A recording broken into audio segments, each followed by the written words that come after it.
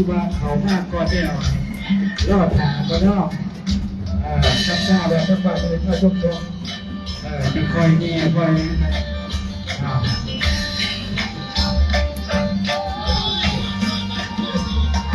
เขาซื้อมาได้ว่าเนี่ยคือว่าเขาเด็กซื้อมาเขาซื้อมาต้องขึ้นเขาเด็กเลยถ้าได้ว่าน่าจะบัตรจะเป็นกองก็จะมาตั้งเนาะ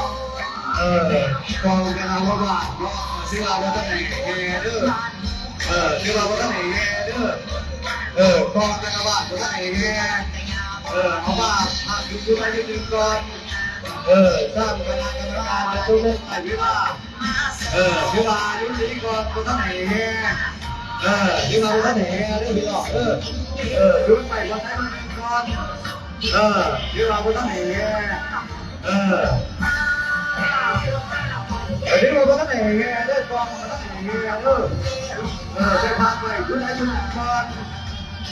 สร้างคณะกรรมการเพิ่นเนาะพวกคนเวลาเพิ่นจะบอก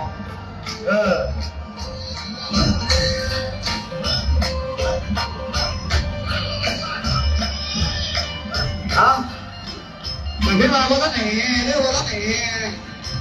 ก็ต้องอย่างเงี้ยวันเราจะให้กรกตเขาสอบพักทับประกาศเนี่ยเดี๋ยวเราก็ต้องแต่งงานเด้อ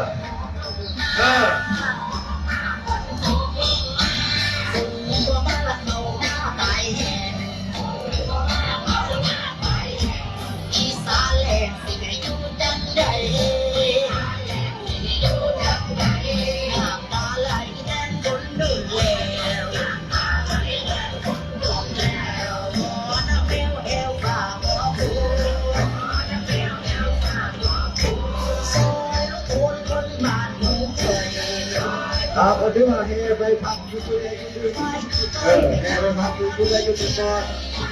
ไปหน้าไปใจรอบคอยดีกว่าคอยไปเนี่ยไปทำที่ของได้ของเป็นก็บอกไม่ว่าเป็นจะต้องการตื่นนี้ก็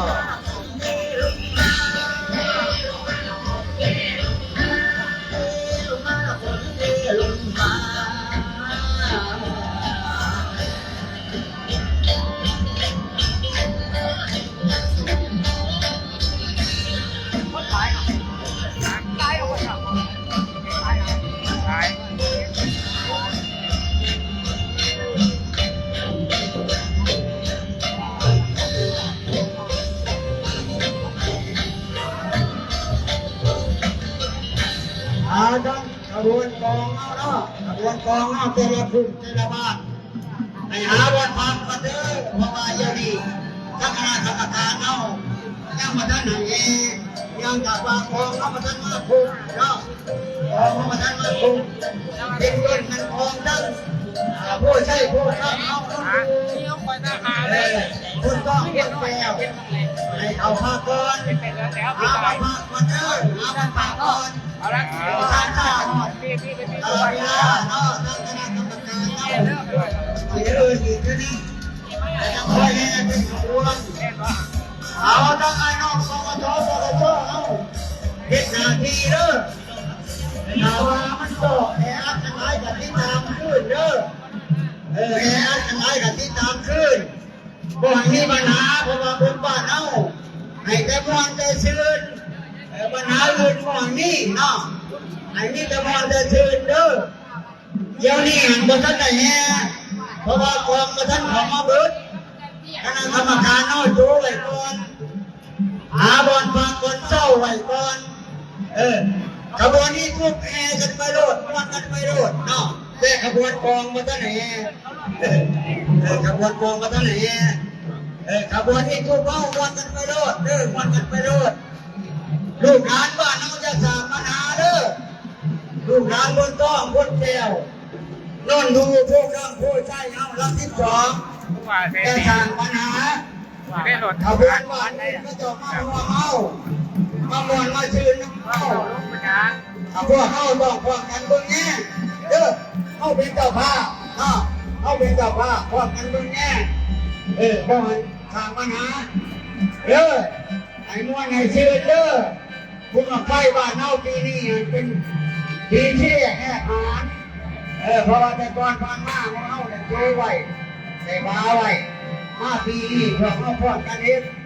แล้วก็ให้ม้วนให้ชื่นก็ให้มีปัญหาเนาะเอาขบวนแต่ละบ้านกันมาแล้วหาบอลพักกันเด้อจังการคณะกรรมการพวกเขาเลยประกาศให้แห่เนาะจะคอยพร้อมกันเคลื่อนขบวนแห่ปปชเอาเพียงไปเด้อแต่ละขบวนขึ้นเพียงไปแต่ละขบวนขึ้นเพียงไปก็ให้จับคนกันเด้อ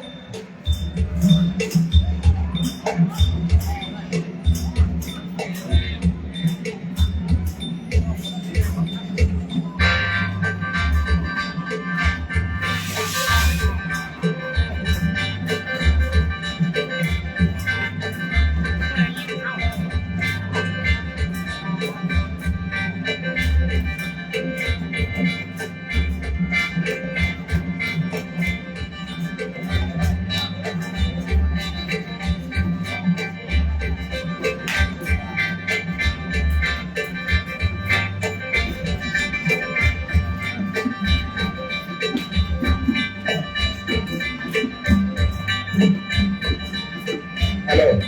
ครับเชิญเสียงเอายุติก็เลิกว่าน่ะยุติก่อนเสียงเอายุติก็จะน้อยขอความสมัครดึงบรรลาหัวบ้านน้อที่ว่าเอาไว้มาตกเงินน้อกาโคเทินเอาขึ้นไปอยู่หัวแจกน้อหรือว่าไปถวายเพิ่นเนาะ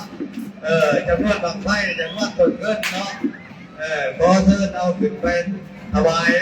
ไอ้เพื่อนมีเครื่องวัดแจกเนาะเป็นบังไฟวอหรือว่าเป็นต้นเงินเนาะขอเทินเนาะเพราะว่าเขาที่มาถืออยู่เนี่ยมันตาตะมัวตะมานกันขอเทินเป็นบังไฟเป็นต้นเงินวอเอาขึ้นไปถวายเพื่อนเด้อ